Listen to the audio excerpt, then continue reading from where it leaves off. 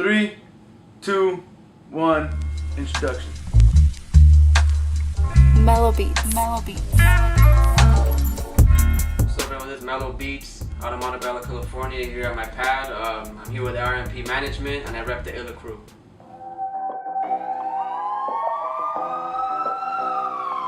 Well, it all started in high school. I was about a freshman. It all started off, I was caught up in all this graph, and that's what I chose to write at that time. And it just stuck with me. Everybody just started calling me Meloh. Even when I dropped the whole graffiti part, everyone just kept referring to me as Meloh. I changed up the way I was writing, and I just stuck to it.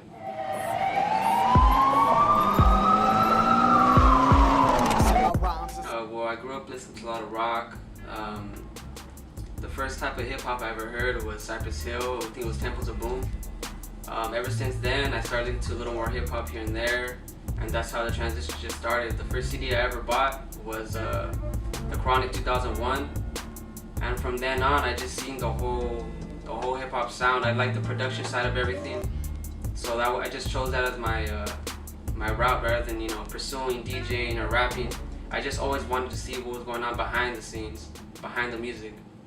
No visuals of a criminal, listen and count the syllables straight from the dome, no minerals, talking shit, here's a free beats. Well, not that I don't have a problem with giving free beats. The industry's a lot different now than it was before. Not that people are buying anymore.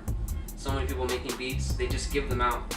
So if someone buys a beat from you, your name has to hold weight. I'm aware of that. So the strategy behind that is I like to work individually with the artist rather than, here's the beat, send me an email me back. Because then, right there and then, the beats is just really generic. I like to get down and work with the artist to see, to complement their sound. So that way, when you hear the lyrics and you hear the beat, it matches up perfectly. And I think that's what makes you a producer. I'm a beast, you're the serial, I'm a serial killer. I'll be sitting at your funeral, sitting by your girl. To be honest, I kind of beat around the bush a while with the Fruity Loops. I had it around. I didn't really mess with it until I actually sat down and I started, playing with the drums. I didn't like the drums it had already, so I went to go download some kits.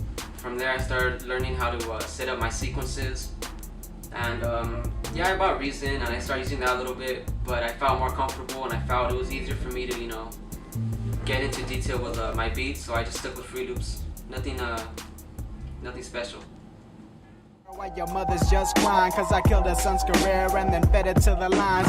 You ever hear that story? The thing that happened to me was I got married, 22, married. A lot of people ask me why, if it's gonna stop me from me growing as an artist or me succeeding as just a person in general.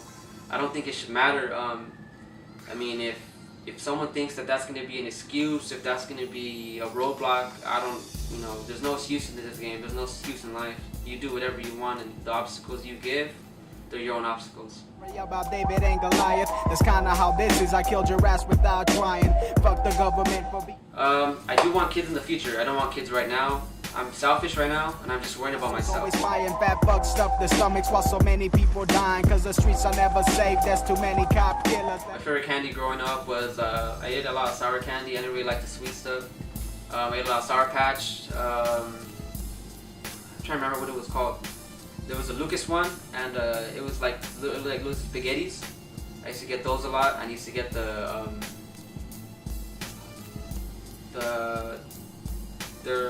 Sour Straws. There you go. Those were the top 3. There's too many cop killers. Let me say that one more time. There's too many cop killers. Dying of the thirst. But when I was listening to a lot of hip hop at this time, I listened to a lot of Alchemist, a lot of Dr. Dre, a lot of DJ Quick. I was always interested in what happened behind who made the music rather than the lyrics. I was always into the lyrics, but I was more interested in the whole structure of it. By the time I was making beats, I was starting off, my uncle B News was the one that reached out to me, and they told me, why don't you send over your beats and I'll go record it. It was the same week, he sent it back. Once I heard my beat with his rhymes over it, I heard the full product.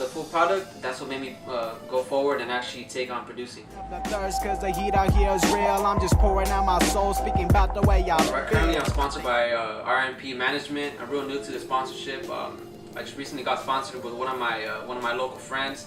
He runs it's Innovate Clothing. I should be coming out with that soon. I'm trying to help him out too, and yeah, I'm open for sponsorships. So any of you that want to sponsor me, go ahead. I'm always open. They call me AQ, the spit up, peep the red of my flow. I'm a red type of breed, grab my lyrics and go. 1. Shoutouts. Shoutouts, I want to shout out my Uncle B News, the first person that actually reached out to work some tracks with me. I want to shout out Owen for putting this on, first event we ever got on. I want to shout out ARNP for reaching out, taking time out to listen to my music and hit me up and get this all going.